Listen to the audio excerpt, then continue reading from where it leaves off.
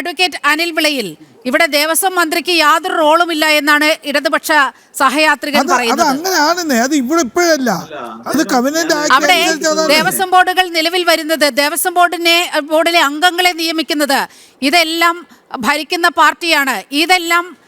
ഇതെല്ലാം വിസ്മരിച്ചുകൊണ്ടാണ് ഇത്തരത്തിൽ സതീഷ് വസന്ത് അത്തരത്തിലൊരു നിലപാടെടുക്കുന്നത്. ഒരു ബാധ്യതയുമില്ല എന്ന് അദ്ദേഹത്തിന് അതല്ലേ പറയാനൊക്കത്തുള്ളൂ. അദ്ദേഹം പഠിച്ചിരിക്കുന്ന രാഷ്ട്രീയം അല്ലെ, അദ്ദേഹത്തിന്റെ തലതൊട്ടപ്പന്മാരായ അദ്ദേഹത്തിന്റെ പാർട്ടിയുടെ വൈസ് ചാൻസലർമാരും ചാൻസലർമാരും കാണിക്കുന്ന കള്ളങ്ങൾക്ക് അനുസരിച്ച് മാത്രമല്ലേ സതീഷ് വസന്തിന് എന്തെങ്കിലും പറയാൻ സാധിക്കുകയുള്ളൂ. ശ്രീ ഗോവിന്ദൻ മാസ്റ്ററെ പറ്റി തന്നെ നോക്കൂ. ഈ അടുത്ത സമയത്ത് തിരുവനന്തപുരത്ത് CPM ഒരു വലിയ കെട്ടിടം, ഒരു ബഹുനില കെട്ടിടം പണിഞ്ഞല്ലോ. ആ ബഹുനില കെട്ടിടവുമായി ബന്ധപ്പെട്ട് സുപ്രീം കോടതിയിൽ ഒരു കേസ് നടക്കുന്നുണ്ട്. ആ സുപ്രീം കോടതിയിൽ ഗോവിന്ദൻ എന്ന് പറയുന്ന പാർട്ടിയുടെ സംസ്ഥാന സെക്രട്ടറി കൊടുത്ത അഫിഡവിറ്റ് അനുസരിച്ച് 30 കോടി രൂപയാണ് ആ കെട്ടിടത്തിന്റെ നിർമ്മാണ ചെലവ് എന്നാണ് ഗോവിന്ദൻ കൊടുത്തിരിക്കുന്ന അഫിഡവിറ്റ്. പക്ഷേ നമ്മുടെ സംസ്ഥാനത്തെ നിയമം അനുസരിച്ചുകൊണ്ട് കൺസ്ട്രക്ഷൻ നിയമപ്രകാരമുള്ള സെസ് ഉണ്ട്. ഈ കെട്ടിടങ്ങളുടെ നിർമ്മാണ പ്രവർത്തനത്തിന് ആവശ്യമായ തുകയുടെ 1% ഈ നിർമ്മാണ തൊഴിലാളി ക്ഷേമനിധി ബോർഡിലേക്ക് സെസ് ആയിട്ട് അടയ്ക്കണം.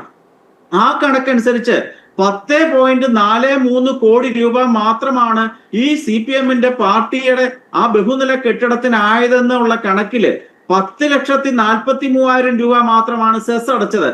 അങ്ങനെ വരുമ്പോൾ ഏതാണ് ശരി?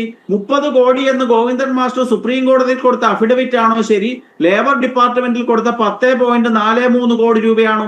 ഇതാണ് ഇവരെ സംബന്ധിച്ചിടത്തോളം കള്ളങ്ങളുടെ കാര്യത്തിൽ മാസ്റ്റർ ഡിഗ്രി നേടിയിട്ടുള്ളവരാണ് കേരളത്തിലെ CPM ആൾക്കാർ എന്നുള്ളത് സഹജമായിട്ടുള്ള ധാരാളം തെളിവുകളിൽ കൂടി നമുക്ക് കാണാൻ സാധിക്കും. ശ്രീ പത്മകുമാറിനെ സംബന്ധിച്ചിടത്തോളം ഈ കട്ടളമോഷണമോ സ്വർണ്ണമോഷണമോ മാത്രമല്ല, ഇദ്ദേഹം ശബരിമല വനത്തിലെ വൻ മരങ്ങൾ വെട്ടിക്കടത്താനുള്ള ആസൂത്രിതമായ ശ്രമവും 2017 കാലഘട്ടത്തിൽ നടത്തിയിട്ടുണ്ട്. ആ കാലഘട്ടത്തിൽ അദ്ദേഹത്തിനെ അതിൽ നിന്ന് പിന്തിരിപ്പിച്ചത് വനം വകുപ്പായിരുന്നു. അദ്ദേഹത്തിന്റെ ഉദ്ദേശം വളരെ പ്രകടമാണ്. ശബരിമല എന്ന് പറയുന്ന കറവ പശു അത് ഏത് രൂപത്തിലായിക്കൊള്ളട്ടെ, അരവണ ആയിക്കൊള്ളട്ടെ, വനത്തിലെ മരങ്ങളായിക്കൊള്ളട്ടെ, സ്വർണമായിക്കൊള്ളട്ടെ, കട്ടളപ്പാളി ആയിക്കൊള്ളട്ടെ, ഏത് രൂപത്തിലായാലും തനിക്ക് പണം കിട്ടണം എന്നുള്ള ഒരൊറ്റ ലക്ഷ്യം മാത്രം ഉണ്ടായിരുന്ന നേതാവാണ് ശ്രീ പത്മകുമാർ. 2017 അദ്ദേഹം ആസൂത്രിതമായി ചിന്തിച്ച് നടപ്പാക്കാൻ ഉദ്ദേശിച്ച ലക്ഷ്യമായിരുന്നു. ഞാൻ ആരോപണം ഉന്നയിക്കുക തന്നെയാണ്. അദ്ദേഹം ശബരിമല വനത്തിലെ വൻ മരങ്ങൾ വെട്ടി കടത്താനുള്ള ശ്രമത്തിലും പങ്കാളിത്തം അദ്ദേഹത്തിന് ഉണ്ടായിരുന്നു എന്നുള്ളൊരു ആരോപണം ഞാൻ ഉന്നയിക്കുകയാണ്. തെളിവുകൾ ശക്തമായിട്ടും വ്യക്തമായിട്ടും കിടക്കുന്നുണ്ട്, രേഖകളായിട്ട് കിടപ്പുണ്ട്.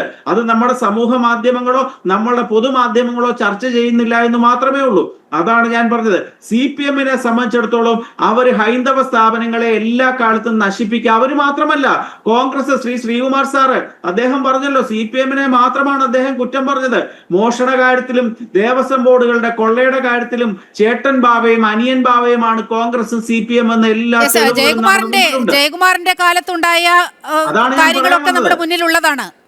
അതെ, ജയകുമാറിന്റെ സഹോദരൻ ആരായിരുന്നു? കേരളത്തിലെ ദേവസ്വത്തിന്റെ മന്ത്രിയായിരുന്ന കാലഘട്ടത്തിൽ തന്നെയായിരുന്നു അദ്ദേഹത്തിന്റെ അനിയനായിട്ടുള്ള ജയകുമാർ ദേവസ്വം ബോർഡിലെ ഉയർന്ന ഉദ്യോഗസ്ഥനായിരുന്നു. ശബരിമലയിലെത്തുന്ന ഭക്തന്മാർക്ക് അന്നദാനത്തിന് വേണ്ടി ഉപയോഗിക്കുന്ന പാത്രത്തിൽ 1.25 കോടി രൂപയുടെ തട്ടിപ്പും വെട്ടിപ്പും നടത്തിയ മാന്യന്മാരാണ് കോൺഗ്രസ്. ഈ രണ്ട് കൂട്ടർക്കും ഇത്തരത്തിൽ ഈ അമ്പലം വിഴുങ്ങികൾ എന്നുള്ളതിലെ ആർക്കാണ് 1ാം സ്ഥാനം എന്നുള്ള ഒരു ഓട്ട മത്സരമായിട്ട് മാത്രമേ ഇതിനെ കാണാൻ സാധിക്കുകയുള്ളൂ.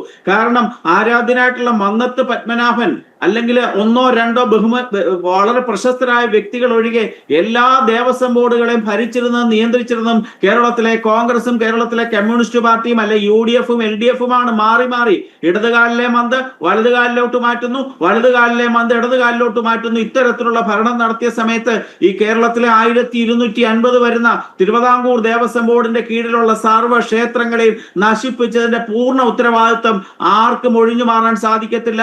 അത് കോൺഗ്രസിനും അത് CPM-നും മത്സരമാണ്. ഏറ്റവും കൂടുതൽ മോഷ്ടിക്കുന്ന ആരാണ്? ഞാൻ പറഞ്ഞു വന്നത്, ഈ പത്മകുമാർ കടത്താൻ ഉപയോഗിച്ചിരിക്കുന്ന ആ കട്ടിളപ്പടിയും ആ സ്വർണവും ആ തടിയും ഒക്കെ തന്നെ AKG സെന്ററിൽ ഉണ്ടോ എന്നുള്ളൊരു പരിശോധന കൂടെ നടത്തണം.